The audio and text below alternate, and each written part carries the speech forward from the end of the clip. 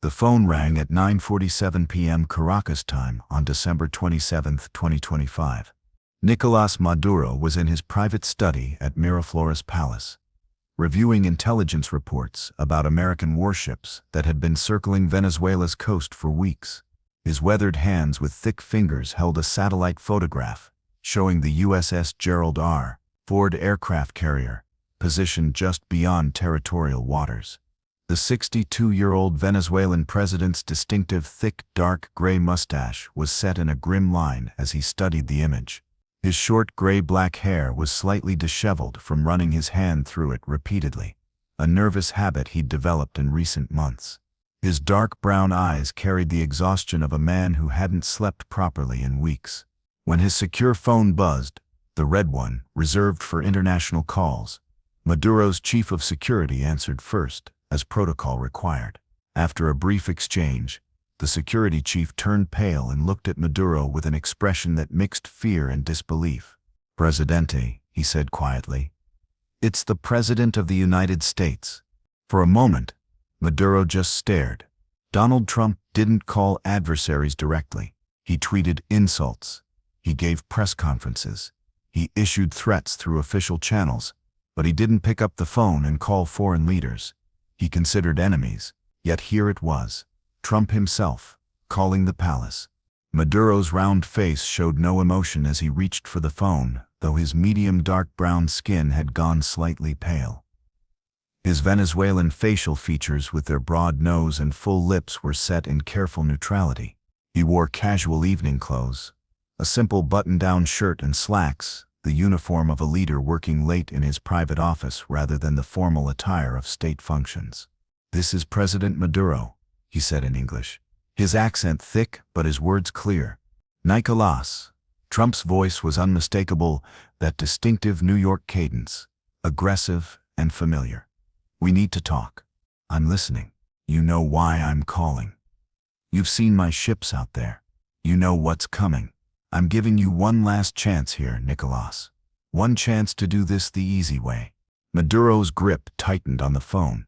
Outside his study window, Caracas sprawled beneath the palace, millions of lights marking a city that had no idea their president was receiving an ultimatum from the most powerful man on earth. "What exactly are you proposing, Mr. President? You surrender. You step down. You get on a plane to a country of your choosing. We'll even help arrange it. Cuba, Russia, Iran, I don't care. You go into exile. You keep your life. You keep your wife safe. Clean exit. No drama. No invasion. No body bags." The casual mention of Cilia made Maduro's jaw clench. "And if I refuse, then we do it the hard way. My military comes in, we take you by force, and you end up in an American prison facing life in a cell. Your wife too. Probably. All your people scattered or arrested. Venezuela becomes an American protectorate. Everything you built, everything Chavez built, gone, erased, like you were never there." Maduro stood up from his desk, pacing to the window. Through the glass, he could see the lights of the city stretching to the mountains beyond. "You're threatening to invade a sovereign nation. That's a war crime, Mr. President. The international community." "The international community?" Trump interrupted with a laugh that carried no humor. "Nicolás, nobody's coming to save you. The Russians are busy. The Chinese won't risk their economy for you. Cuba can barely keep its own lights on. You're alone out there, and you know it. I am the elected president of Venezuela. You stole that election, and everybody knows it. Even your own people know it. Maria Corina Machado won, and you imprisoned her supporters and declared yourself the winner. So don't give me this elected president bullshit. You're a drug trafficker in a presidential palace, and your time is up." Maduro's face flushed with anger, his medium dark brown skin darkening. "Is that what this is about? Your ridiculous drug charges? The whole world knows those indictments are political. I don't care what the world knows. I care about fentanyl coming into my country. I care about Americans dying from drugs that pass through your territory with your protection. I care about you running Venezuela into the ground while you and your people steal billions. But mostly, Nicolás, I care about making an example. The Monroe Doctrine is back. The Western Hemisphere is America's neighborhood. And we're cleaning house. So this is about empire. About showing the world that America can still take whatever it wants, invade whoever it wants, kidnap foreign leaders whenever it wants. Call it whatever you want. I call it justice. And I'm giving you 1 week to make a choice. Surrender and live in comfortable exile. Or stay and spend the rest of your life in a Brooklyn federal prison. Those are your options. There is no option 3 where you stay in power. That's off the table. Maduro's mind was racing. Every instinct told him to refuse, to tell Trump to go to hell, to stand firm on principle. But another part of him, the part that had been watching those American warships, that had been reading intelligence reports about CIA operatives infiltrating Venezuela, that had been lying awake at night wondering when the attack would come, that part was whispering something different. 1 week, Trump repeated. I'm being generous here. 7 days to think about it. Call me back on this number. Tell me where you want to go, and we'll arrange the transport. Clean, quiet, dignified. Or don't call, and we come get you. Your choice, Nicolás. But choose wisely. And what guarantee do I have? What's to stop you from capturing me anyway once I'm in exile? You have my word as president. You surrender peacefully. You go into exile. We leave you alone. You're not worth the diplomatic headache of hunting you down in Russia or wherever you end up. But if we have to come get you by force, all bets are off.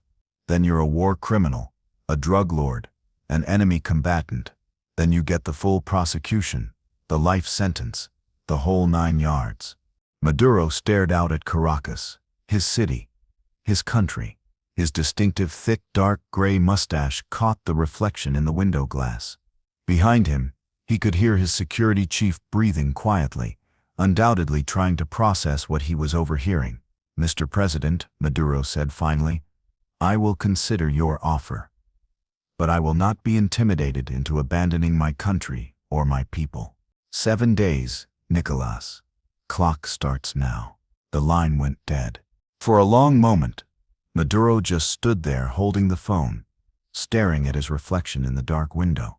His round face looked older than his 62 years, the stress lines deeper, the weight of impossible choices visible in every feature. Get me Celia, he said quietly to his security chief, and then get me the full National Defense Council. Everyone, within the hour. As the security chief hurried out, Maduro returned to his desk and poured himself a glass of Venezuelan rum from the bottle he kept in his drawer. His weathered hands with thick fingers trembled slightly as he lifted the glass. Through the window, Caracas continued its nighttime routine, millions of people going about their lives. The rum burned going down, but it didn't calm his nerves. Celia arrived 20 minutes later. Her expression worried. She was in her late 50s, a former attorney general and longtime political ally who had become his wife. She read his face immediately. What happened?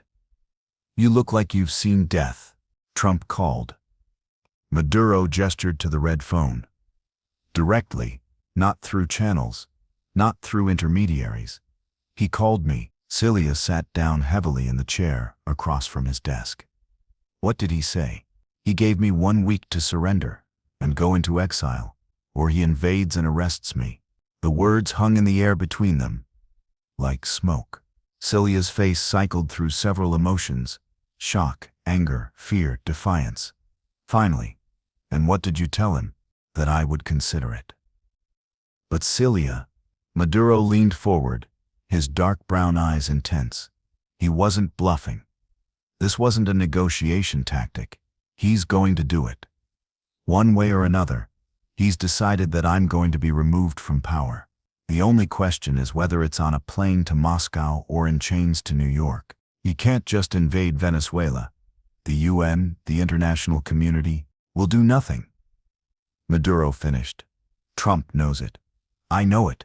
The Americans have been building up forces for months. That aircraft carrier out there. That's not a threat. It's a statement. They're not trying to deter me anymore. They're preparing for operation. Celia was quiet for a moment. Then what are you thinking of doing? I don't know. It was the most honest thing Maduro had said in weeks. Every instinct tells me to refuse, to stand firm, to make them come take me by force if that's what they want, to not give Trump the satisfaction of seeing me surrender. But I'm not alone in this. You're here. Our people are here. The military commanders who've stayed loyal. Millions of Venezuelans who believe in the Bolivarian revolution. If I stay and fight, what happens to them? Trump won't be gentle with this country if he has to invade it. So you're actually considering surrender? Celia's voice carried disbelief. I'm considering reality. Maduro stood up, pacing again. His short gray-black hair caught the overhead light as he moved. Trump isn't some previous American president I can negotiate with or outlast. He doesn't care about international opinion. He doesn't care about precedent or procedure. He wants me gone, and he has the military power to make it happen. The only question is how much destruction occurs in the process. But if you surrender, everything we fought for is over. The revolution, the resistance to American imperialism, the socialist project, all of it ends. It's already ending, Celia. Look around. The economy is destroyed. Millions have fled the country. We lost the election, and everyone knows it. The only reason we're still here is because we have enough military support to maintain control. But how long does that last when American bombers start hitting Caracas? Celia moved to stand next to him at the window. After 20 years of partnership, both political and personal, she could read him better than anyone. You've already made your decision, haven't you?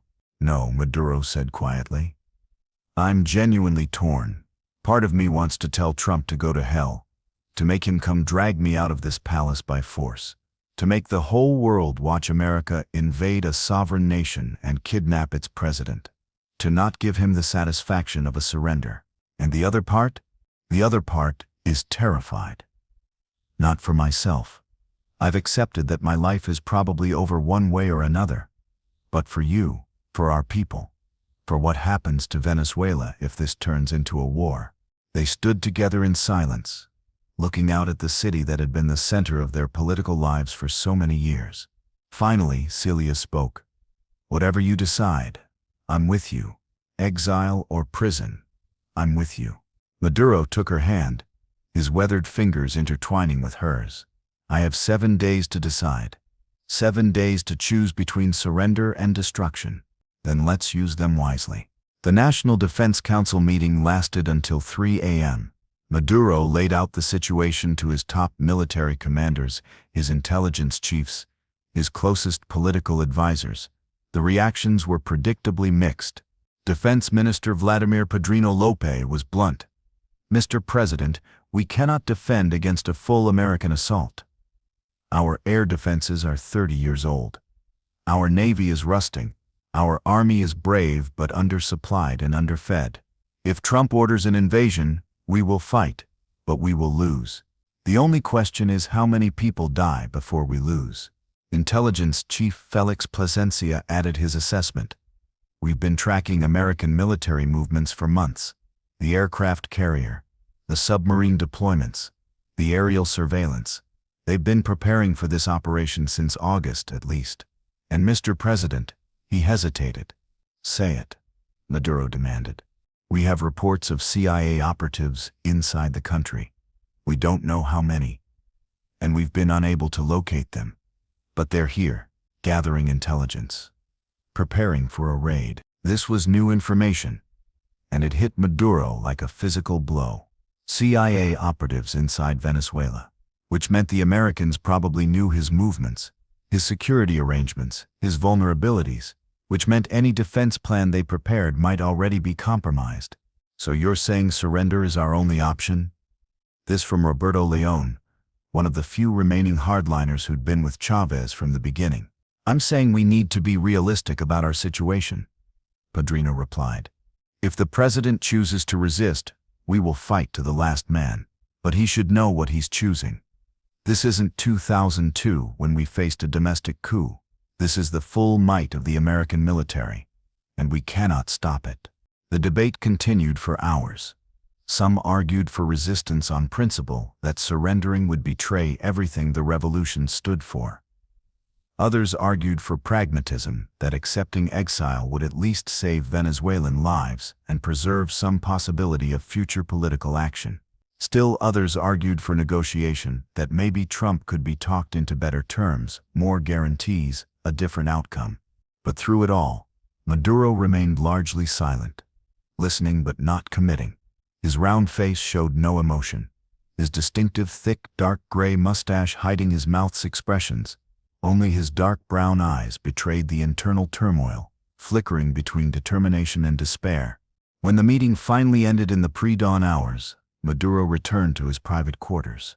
Celia was already asleep, exhausted from the emotional strain of the evening. Maduro lay down next to her, but knew sleep wouldn't come.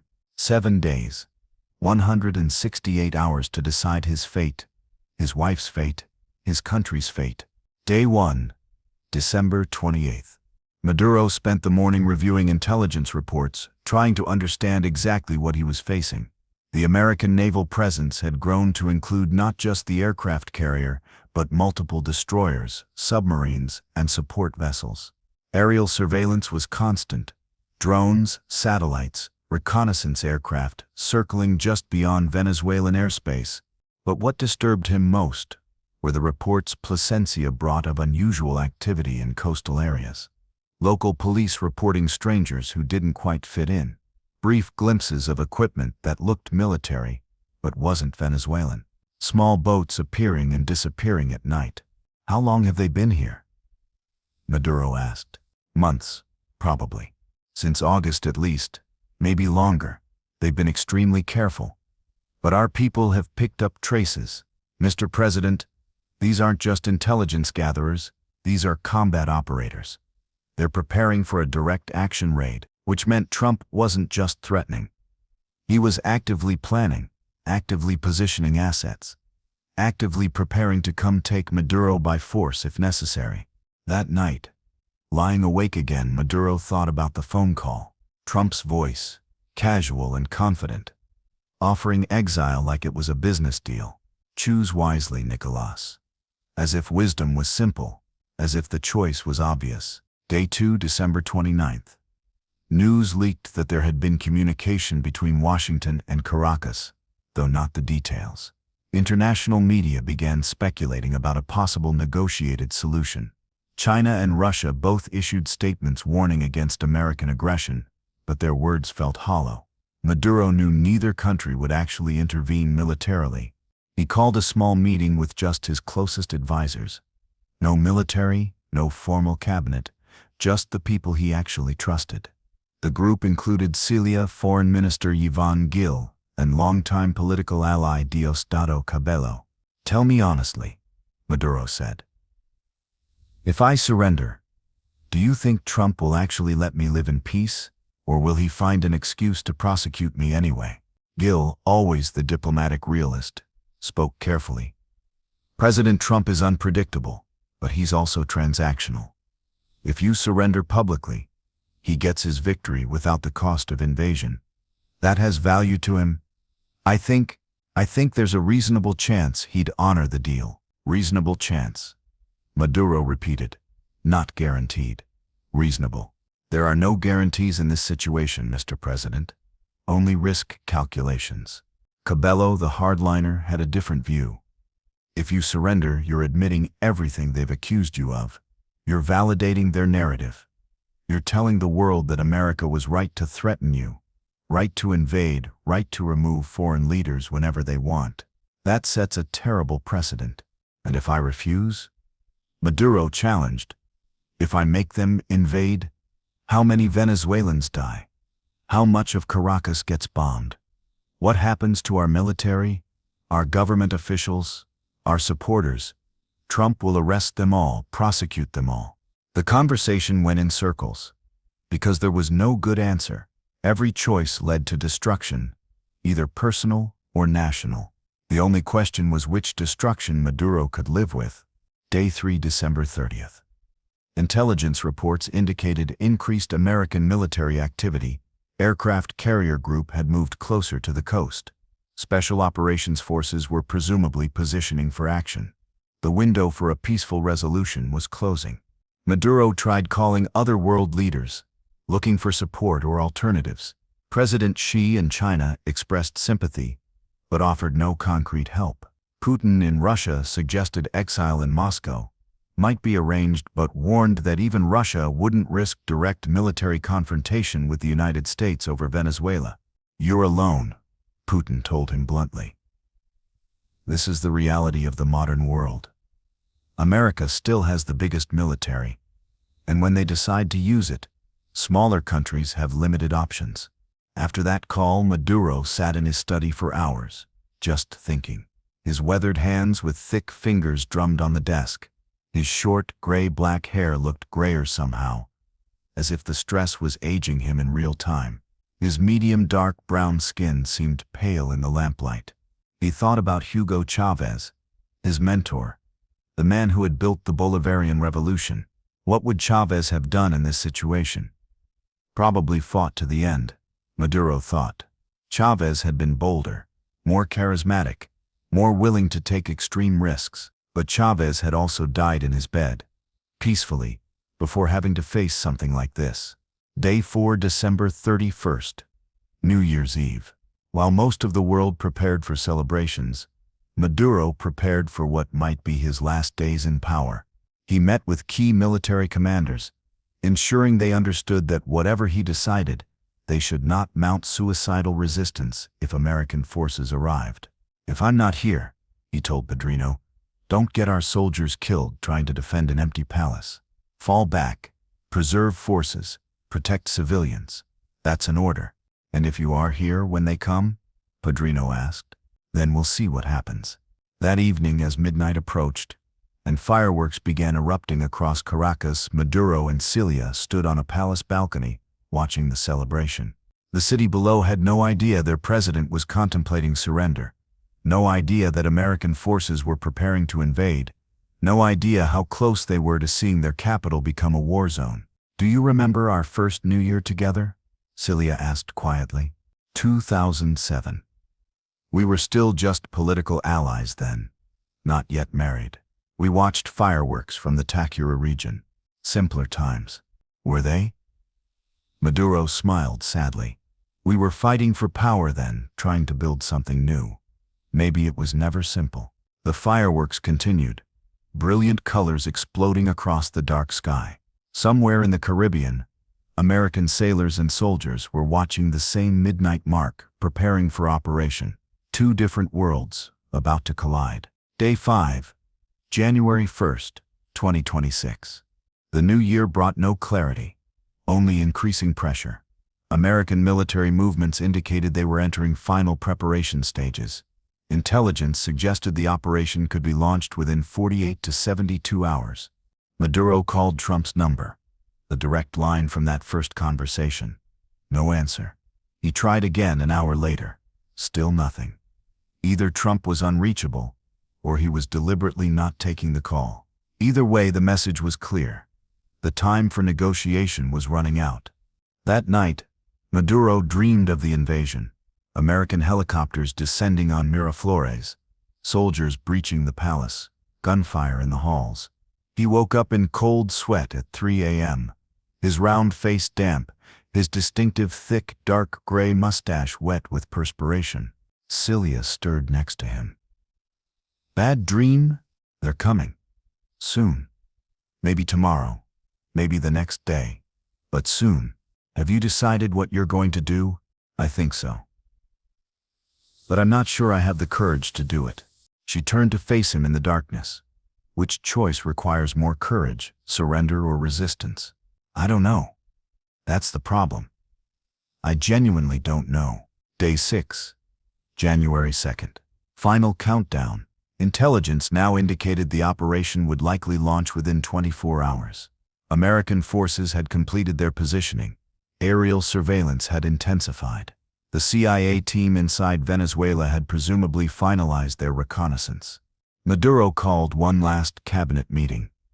He stood before them, his 62-year-old frame seeming smaller somehow, diminished by the weight of what he had to say. "They're coming tomorrow night. maybe the night after. But very soon, I'm not going to surrender. I'm going to stay here in this palace and make them come take me, if that's what they want. I won't give Trump the satisfaction of seeing me run." The room was silent. Then Celia spoke. "Then I'm staying with you." "No. You should leave. Get to Cuba or Russia. They won't pursue you if I'm the one they capture." "I'm staying with you," she repeated firmly. "Whatever happens, we face it together." Around the room, similar declarations. Key officials who could have fled, choosing to stay. Some out of loyalty, some out of pride, some simply because they had nowhere else to go. The revolution was ending, but it would end with some dignity intact. That night, Maduro tried calling Trump one final time. This time, someone answered.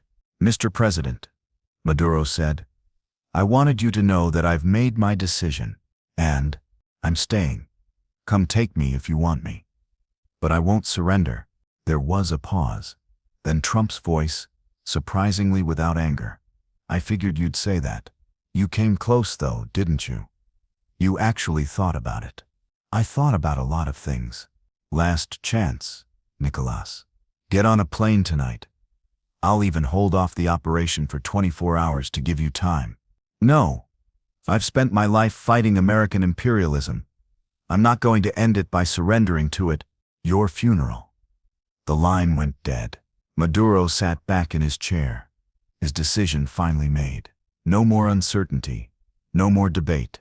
He was staying, and whatever happened next would happen. Around midnight, he walked through the palace one final time, memorizing rooms and halls he'd inhabited for over a decade. In his private study, he wrote a letter to the Venezuelan people, to be released if he was captured or killed. He wrote another to Hugo Chávez's memory, apologizing for not protecting the revolution better. Then he went to bed next to Celia, and for the first time in 7 days he actually slept. The operation launched at 10:46 p.m. on January 3rd, just as intelligence had predicted. Maduro heard the explosions first. American aircraft hitting Venezuela's air defense systems, clearing the way for the assault force. Then the sound of helicopters approaching the palace. He and Celia were in their bedroom. They held each other as the sounds grew closer, louder. Gunfire in the distance. Shouts in Spanish and English. The palace's minimal security force was overwhelmed within minutes. Then his bedroom door exploded inward. Not kicked open, but literally breached with cutting torches. The steel door falling away to reveal American Special Operations Forces. Their weapons trained, their faces hidden behind night vision and tactical gear. "Nicolás Maduro," one of them said in accented Spanish, "You're under arrest by the United States of America."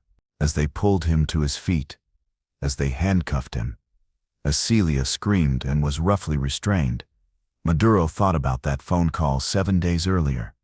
Trump's voice, "Choose wisely, Nicolás."